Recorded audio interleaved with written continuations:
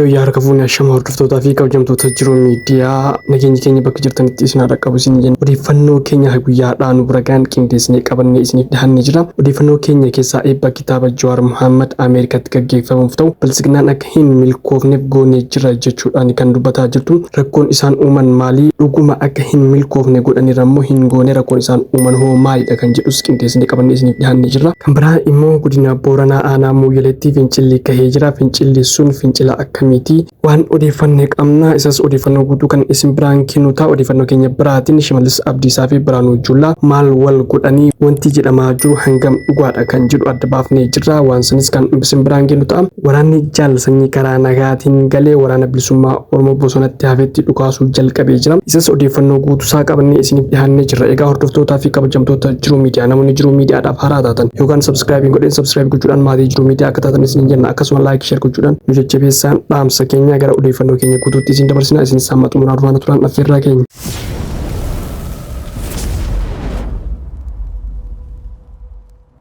Godina Booranaa aanaa Mooyyaleetti uummanni hiriira bahuun gaafii mirga lubbuudhaan jiraachuu gaafachaa jira. Obsi gabrummaa nu baachisus ilmaan keenya akka nu jalatti nyaatu hin eeyyamnu jechuudhaan kan hiriira bahaa jirani. Godina Booranaa aanaa Mooyyaleetti ajjechaa guyyaa kaleessaa waraanni mootummaa daa'ima boruu Abdii Nuur jedhamu irratti raawwateen sabeeffachuudhaan uummanni miira gaddaa fi aariitiin mormitti jira. Waraanni mootummaa badii irratti badii raawwachuudhaan ammas uummata shororkeessuun gaaza imimmaanis uummatatti akka darbaa jirudha kan jiraattonni dubbatanii. Ijoolleen jaal sanyii waamicha nagaa uummata Oromoo dhageenye galee jedhan amma immoo qawwee hidhatanii dhaadachaa waraana bilisummaa Oromoo loluudhaaf bahanii jiru. Dabbal mootii gaaraa kan ofiin jedhu kun ammoo adda durummaadhaan of ibsee jira. Duraanis ergama diinaa uummata Oromoo irratti hojjechaa turuun ammallee waan gaarii Oromoof goona jechuudhaan waraana wajjin galee bubbaasaa jirudha kan himamaa jiru. Bilisignaan wal ukkuru akkuma itti fufetti jira. Guyyaa har'aa Jeneraal Biraanuu Juullaa waamicha obbo Shimallis Abdiisaa biiroo isaaniitti taasifameef hordofee Jeneraalichi yeroo isaa eegatee biiroo obbo Shimallis Abdiisaatti argamuudhaan gaafii shimeen gaafate akka malee Biraanuu Juullaa waan aarseef hanga shuquxii walitti baafachuu akka gahanidha kan odeeffannoon jiru. Wanti kun hammam dhugaadha waan jedhu miidiyaalee garaagaraa irraa odeeffataa turre garuu hamma ammaatti wanti arginu jiru. Yeroo odeeffannoo guutuu argannetti kan isin biraan kennu ta'a. Egaa hordoftootaa fi kabajamtoota jiru miidiyaa odeeffannoo keenya biraatiin immoo eebba kitaaba Jawaar Muhammad Ameerikaatti gaggeeffamu ta'uu irratti bilisignaan akka hin gaggeeffamne guutumaan guututti tarkaanfii fudhanneerra jechuudhaan kan miidiyaa irraa dubbataa jiranii dhuguma tarkaanfii fudhatanii immoo hin fudhanne kan jedhu yaada nama tokko qabannee isiniif dhihannee jirra. Yaada nama kana faana turtii gaarii isin jenna nuti kan booda walitti deemnu ta'a. Deemuu qaban malee nam tokko irratti yoo ka duulan taate jalqaba irratti uummata Oromoo harka 190 jibbaa akka isaan fudhatan hin shakku jechuudhaan. Maaliif jennaan uummanni Oromoo kun yeroo hedduu madaa'ee jira. 93 madaa'ee jira, 98 madaa'ee jira, 2004 madaa'ee jira. Hayyoota namoota jajjaboo uummata kanaaf biyya tanaaf bu'aa guddaa buusuu danda'an hedduu itti dhabee jira. Isaan kana keessa warra akka Jaalladhii Gammadaa, warra akka Guutamaa Hawaas, warra akka Buruisoo Boruu, warra akka Jaalmul'is Gadaa fi namoota biraa hedduu itti dhabe. Nama kana Oromoon ija jara saniitiin laaluu nadhii itti obsaa jira uummanni Oromoo. Guutamaa Hawaas itti obsaa jira uummanni Oromoo. Haacaaluu Hundeessatti itti obsaa jira. Usmaayyoo Muusaa faa hedduu Maaramee Harqaa faa Irreessaa Caalaa faa Addeessa Gadaa faa Hambisaa Soolee ka sanyiin cittee gosti sun dhabamte san faa warra akka Guutamaa Hawaas faa sababa isaatiif jecha gosa isaa inni irraa dhalaterraa namni 500 ka itti du'e san faa itti yaadataa jechuudha. Malee Jawaarin siyaasaaf yookaan hayyummaa isaa qofaaf hin jaalatu obsa waa hedduutii jechuudha. Tokko bakka inni itti dhalate, lammaffaa kaayyoo inni hordofaa jirutu kaayyoo gootota kaleessaa san. Fakkeenyaaf qeerroo fi qarreen inni qabatee injifannoo itti galmeesse kaayyoo fi akeeka jaarraa abbaa gadaati. Kana yeroo jennu Jawaar ija jaarraa abbaa gadaatiin laallaa jechuudha. Qeerroo ganamaa jedhee jaarraa abbaa gadaatti hundeesse isa san galmaan gahee jira. Saniif ija jaarraa abbaa gadaatiin laallaa jechuudha. warri immoo isa Jawaarin jibban qabsoo keessa jiranii qabsoo Oromoof geggeessina jedhu malee kaayyoon dhokataan isaan qaban amma ifa baha. Akkamitti warri Jawaarin jibbu eenyu jennee ilaaluu dandeenya. Jawaarin warri jibbu warra sirna abbaa lafaa hordofu qabsoo keessa isaa jiraachuu baatus. Lammaffaa warra kaayyoo dhokataa lamaan deemu tokko sirna waaqeffataadhaa warra deebisuu barbaadu, lammaffaa sirna miishinariidhaa Oromoo irratti warra fe'uu barbaadu.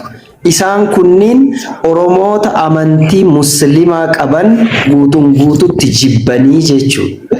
Malee Jawaar Oromoo hin taaneef hin jibbine, Oromoo ta'uu isaanii beekanii waan inni amantiin isaa musliima ta'eef, waan inni gosaan Oromoo Arsiitirraa dhalateef, keessattuu Arbaa Guuguu ta'uun isaa immoo baay'ee diinummaa itti uume jechuudha. Kuni warra qabsoo geggeessus qabsoo san kalee maatii itti dhabne, gosa itti dhabne, obboleessa itti dhabne, haadha itti dhabne, adaadaa itti dhabne jirra jechuudha. Wareegamas yoo taate eenyu olitti maatiin warra Jawaar kafalee jira, horteen Jawaar irraa dhalate kafalee jira. Qabsollee yoo taate namni diina ajjeesee bardiinni qawwe inni du'a ka jedhellee warra Jawaar irraa dhalatee jechuudha. Akkamitti Haaji Isaaq Daadhii Tarree Arsiidha. Waaqoo Guutuu Arsiidha. Haaji Adam Jiloo Arsiidha. Haaji Huseen Suraa Arsiidha. Warri qabsoo jalqabe jechuudha. Akka bareentumaatitti immoo yoo dhufnu taate Jaarraa Abbaa Gadaa bareentuma, Mul'isa Abbaa Gadaa bareentuma, Nadhii Gammadaa bareentuma, Waaqoo Guutuu bareentuma. Hortee kanarraa dhalatee jechuudha namni kun. Jawaarin ni jibbina yoo jedhan kallattiidhaan amantii isaatiif jibbaa jiran malee hayyummaa dandeettii isaatiif jibbaa hin jiran. Tana liqimsa ni hadhoofti waan taateef. Kun immoo akkuma Jaarraa Abbaa Gadaa kana dura dhaame Oromoon siichi wal fixxii kan inni jedhe sun amma itti dhufaa jirraa jechuudha. Warri Jawaarin jibbu yoomuu diina Oromooti, diina Oromiyaati jechuudha.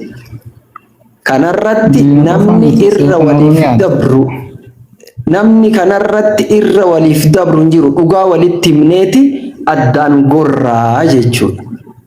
Maaliifi fakkeenyaaf bara 2004 kora sabaa tirratti hirmaadhee jira. Kora sanirratti Haaji Adam Jiloo waan jedhan yoo qabsoo tana yoo dadhabdan Harargeefis kophatti kenna, Arsiifis kophatti kenna, Wallaggaafis, Jimmaafis, Walloofis kophatti kenna. Kophaa qabsoofneeti Oromiyaa Finfinnee irratti walitti dhufnee achirratti walii gallaa jedhan. Kanaaf warri Jawaarin jibbu Oromiyaalleef bu'aa hin qabu, Oromolleef bu'aa hin qabu.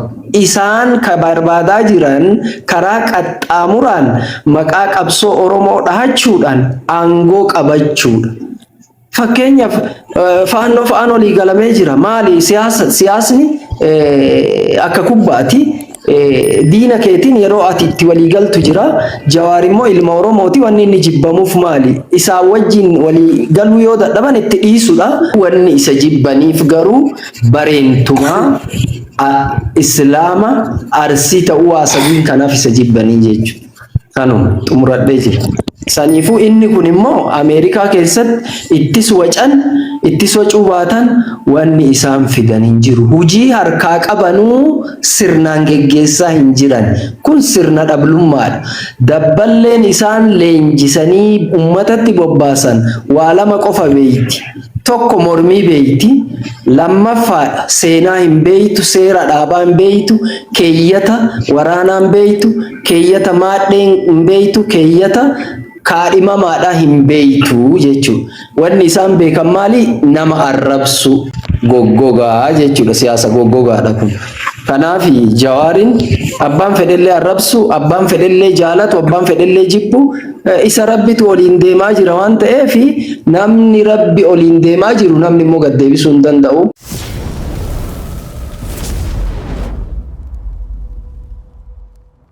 Egaa hordoftootaa fi kabajamtoota Jiruu Miidiyaa odeeffannoon keenya guyyaadhaa qabannee isiniif dhiyaanne kanuma. Odeeffannoo keenya biraatiin amma walitti deebinutti nagaan turaa isiniin jenna. Namoonni Jiruu Miidiyaadhaaf haaraa taatan yookaan subscribe godhin subscribe gochuudhaan maatii Jiruu Miidiyaa akka taatan isiniin jenna. Akkasuma like share gochuudhaan nu jajjabeessaa dhaamsa keenya yeroo hundumaatti waan nu wajjin turtaniif galatoomaa ulfaadhaa.